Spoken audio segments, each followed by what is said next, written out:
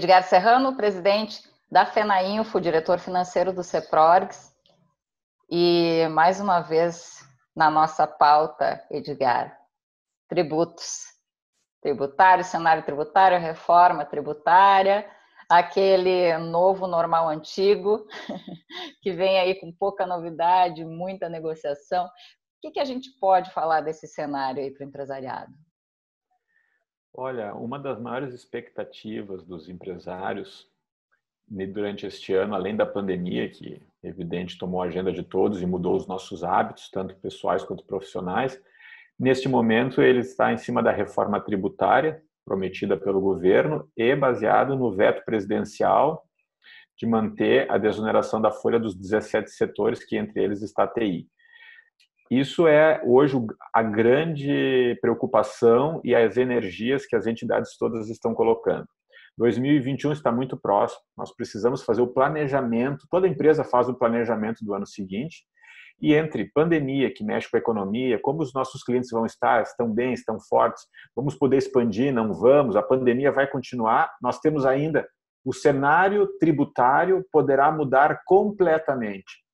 E o que nos deixa mais preocupados? Porque o tempo vem passando e vai cada vez pressionando mais em função das eleições e nada acontece, absolutamente nada. E as desculpas são as mais variadas, mas todos sabemos que existe uma negociação, que é o que a imprensa toda diz, para a possível reeleição dos atuais presidentes da Câmara e do Senado. E isso mantém tudo em stand-by. Então, é um país inteiro esperando essas decisões. Porque o que a gente precisa? A gente precisa ter certeza do que vai acontecer para poder tomar uma decisão, nem que seja nada. E hoje não é isso que está acontecendo. Hoje o que nos preocupa é esta indecisão, porque como tu vais fazer um planejamento à frente sem nenhuma informação? E vamos lá, dia 15 de agosto era para ter sido decidido os rumos. Já se postergou para 30 de setembro.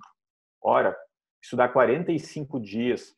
E as eleições estão chegando e a gente não sabe se nós vamos avançar na PEC 110, na PEC 45 da reforma tributária ou na Lei 3.887, que é o projeto do ministro Paulo Guedes. E eles são distintos, são parecidos, mas são distintos. Se nós vamos ter um novo imposto financeiro para reduzir o custo de folha, e quanto será essa redução? Vai mudar a tabela de imposto de renda que mexe na vida de todos nós, porque dizem que vai subir a isenção. Então, são muitas informações e o Brasil está se atrapalhando nesse sentido. Está nos deixando em compasso de espera e a sensação muito chata de carro atolado, porque a gente não sai do lugar. Sim, está sempre patinando ali, né, nessa lama. Edgar, diante desse cenário de total indecisão e incerteza que se tem agora, né, como é que o empresário tem que se portar nesse momento? O que a gente faz enquanto espera? Nada? Ficamos aqui? Eu acho assim, os dois cenários possíveis nesse momento, que são, digamos, que a gente pode refletir e dizer que são os mais próximos de acontecer, não vai mudar nada e nós vamos continuar com a desoneração da folha, então não vai ser possível a reforma tributária, ou vamos perder a desoneração da folha e vai voltar a ser os 20% obrigatório para todos os setores. Estes dois cenários talvez fosse o ideal que as empresas planejassem, porque mesmo que tenha a reforma tributária, digamos que seria a PEC 45, porque ainda temos isso, dizem que o parlamento, por questão de vaidade, isso vem por eles, vai querer optar pela PEC 45 porque é a PEC dos deputados federais. Não será a PEC 110, que seria do Senado. Então, o protagonismo, ainda existe essa disputa de beleza, será pelos deputados. Bem, mas ainda que isso ocorra e que seja aprovado, ela tem uma transição de 10 anos.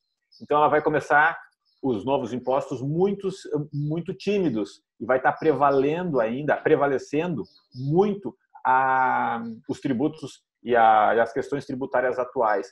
Por isso que eu vejo que o grande divisor de águas já para o ano que vem vai ser se teremos ou não a desoneração da folha atual mantida. Esse que talvez sejam os dois cenários que os empresários tenham que fazer. Mesmo aprovado a PEC 45, ela será ainda paulatinamente crescente, ela vai levar 10 anos, assim está no projeto atual, hoje, de como ela vai ser implantada. Por isso, se eu tiver que aconselhar, façam esses dois cenários, tributos atuais com ou sem a desoneração. Vamos aguardar, né, as cenas aí dos próximos capítulos para ver como que fica, para onde que a gente corre, né? Tu acreditas que venha essa resolução, alguma resolução em breve? Sim, eu acredito que sim, porque o que a gente percebe nos bastidores é uma briga muito forte de poder, ou coisas maiores estão em jogo, tem aí uma necessidade de mudança e atualização, mas muita coisa está em jogo. Vamos ver o seguinte, grandes impérios no Brasil se formaram com as exceções da lei. Existem leis no Brasil hoje que, se tu traduzir aquela lei, dá o nome da empresa. Vieram construindo isso em 50 anos e eles têm isenções dos mais variados tipos. Para tirar isto, estes grupos empresariais têm um poder muito grande e não querem essas mudanças. Então, no Brasil, a lei ainda não é para todos.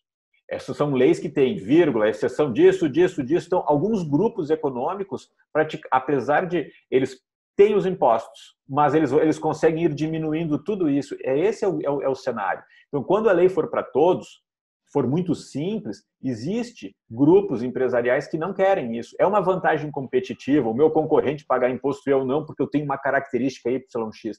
A verdade dos fatos é essa. Porque quando tu diz vai reduzir, vai ser bom para todo mundo, tem uns que não querem. É estranho. E aí esse estranho a gente sabe, são privilégios que foram adquiridos ao longo de décadas, gerações de empresários com parlamentares. Às vezes a empresa já está na terceira geração e ela já está inserida nesses modelos. Isso existe muito. Que para a TI não tem. A TI se encaixa em serviços, mas são os outros setores que foram construídos. Nós somos muito recentes. Não existe isso para o nosso setor. Então é uma preocupação muito grande, mas isso só mostra a resiliência do empresariado e da economia brasileira.